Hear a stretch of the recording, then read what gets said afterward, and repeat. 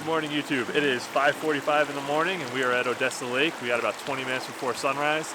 It was about a 4-mile hike to get here this morning, and I'm not gonna lie, it was tough. I was supposed to come last weekend. I had COVID, so I had to cancel, and I still feel like garbage. So it was a struggle to get here, but it's beautiful. I'm glad we're here. I remember my neoprene booties this time, so I'm actually standing in the stream, and I'm gonna be taking the image from the stream. We have some really nice clouds settling in over the peak. The horizon looks clear, so I'm hoping we're gonna get some nice alpine glow on the peaks, some really nice color in the sky, and then we're gonna use the stream as a really nice leading line. But it's getting light fast, so let's go ahead and get started.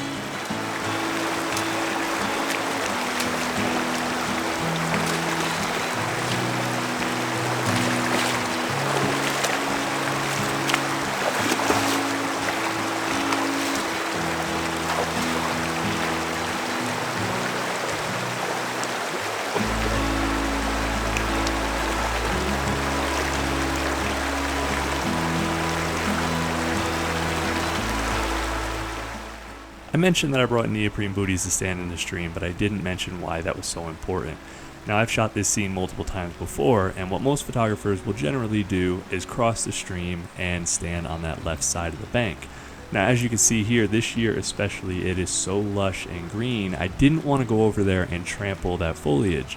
So it was important to me to be able to get this shot of shooting down the stream, but I wasn't willing to damage the landscape to do it. So in order to get that compromise, I brought my neoprene booties and stood in the water where I wasn't going to do any damage to the scene and was going to be able to leave it exactly the way that I found it.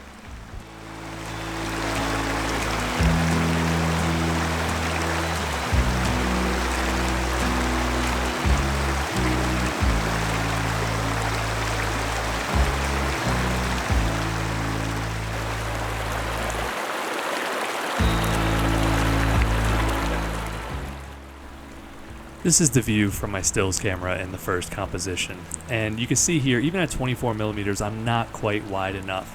The top of the peak is almost cut off and the bottom of the log is cut off, and to me it just feels like a very incomplete composition. So what I did was I opted to go to 35 millimeters, which would remove a lot of the distortion. I shot 4 images from top to bottom, and then I cropped it to a 16:9. This gave me the overall composition that I wanted and also allowed me to maximize resolution.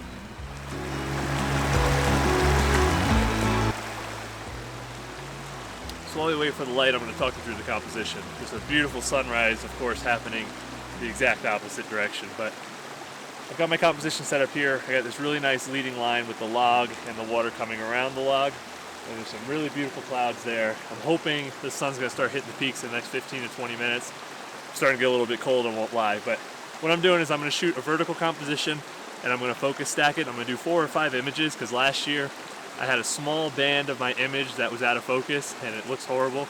So I'm going to overdo it this year and probably do 4 or 5 instead of just 3. And then what I'm going to do is I'm going to push it and I'm going to composite. I'm going to go into a horizontal orientation and I'm going to do 4 or 5 images vertically and just try and maximize that resolution. So I'm still going to go with a 16:9. It's not going to necessarily be a pano, but just so that I can get all the detail all the way from the log all the way to the peak just as crisp as possible. I'm going to go ahead and do a composition where I vertically stitch 4 or 5 images. So still waiting on the light, but I'm very optimistic.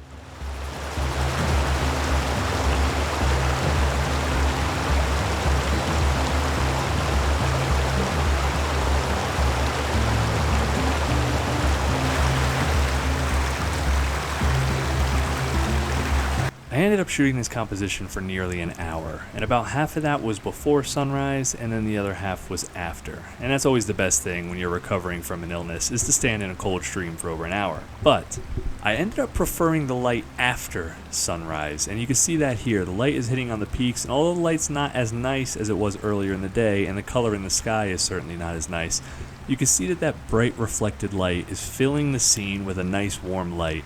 And even more importantly, if you look just over my shoulder, you'll see that that light is reflecting on the surface of the water.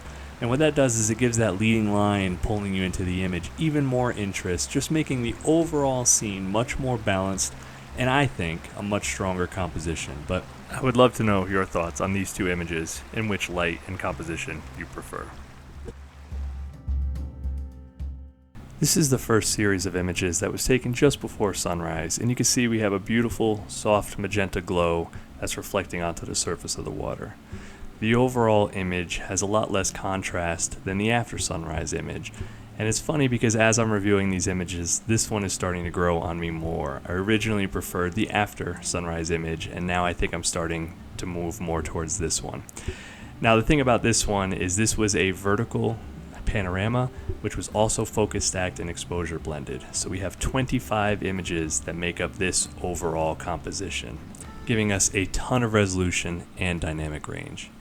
The next image is just a simple focus stack exposed all the way to the right. So we only have 3 images making up this composition. You can see we have this nice golden light here on the peaks, and this reflects into the scene, bathing the entire scene in a nice, warm, soft light. We get a lot more contrast in the foreground, and as I mentioned previously, the leading line of the water carries a lot more light, a lot more life, and a lot more interest.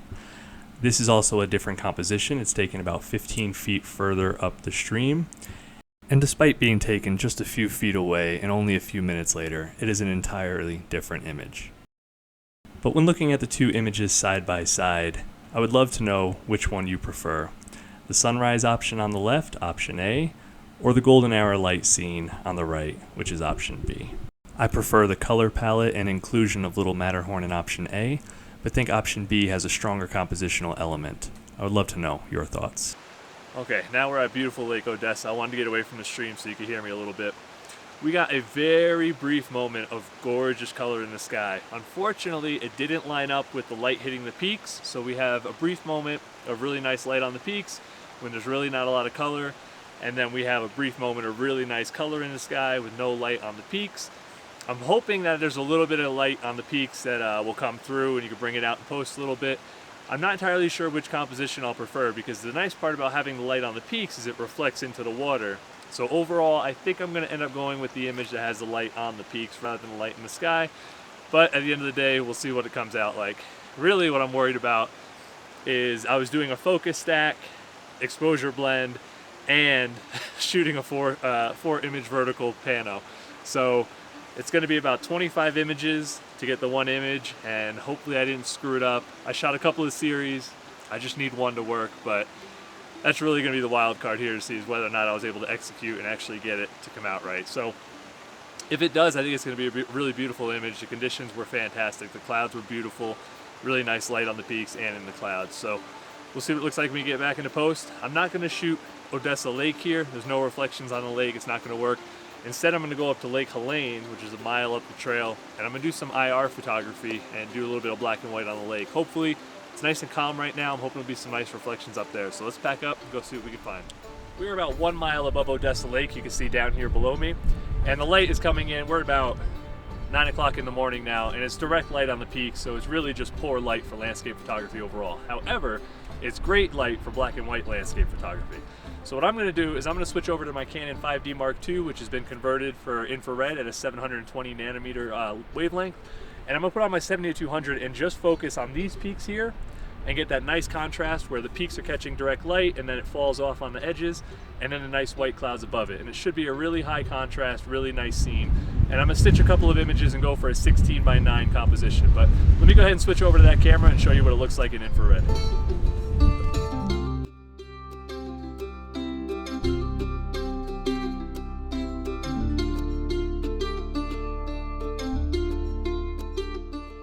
Alright, well that's going to do it for this week's video. I hope you enjoyed the images as much as I enjoyed capturing them. I will absolutely be returning to Odessa Lake in the future, as I could never run out of compositions at this location. I was happy with the images that I came away with, but I do know that I could do better in future visits. Thanks as always for watching, and if you enjoyed this video, please consider giving it a like and subscribing to the channel. But otherwise, I hope you have a fantastic weekend. Now get out there and make some images.